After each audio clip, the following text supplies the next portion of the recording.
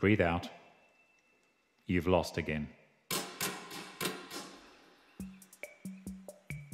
Now, to practical survival matters.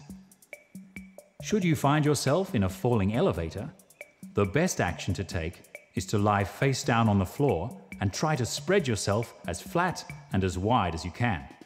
If the elevator is falling a distance of less than 3 floors, there is a small chance you may survive.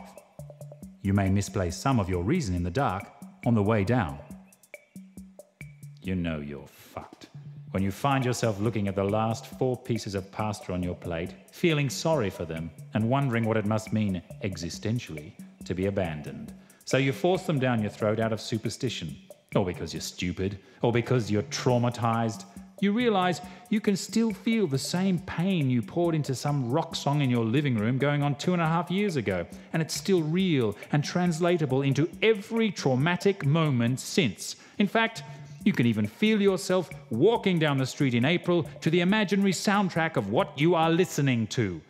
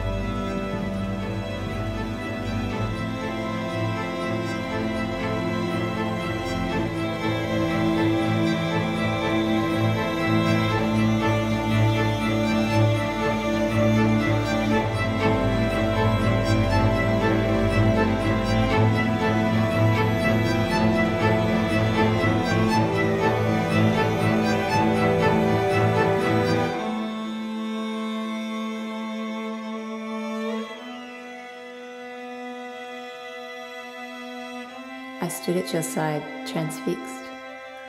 I tied paper to the branch of a wishing tree and wished. I watched as the stars reached halfway round the world. I left my shoes on warm concrete and stood in the rain. I closed my eyes.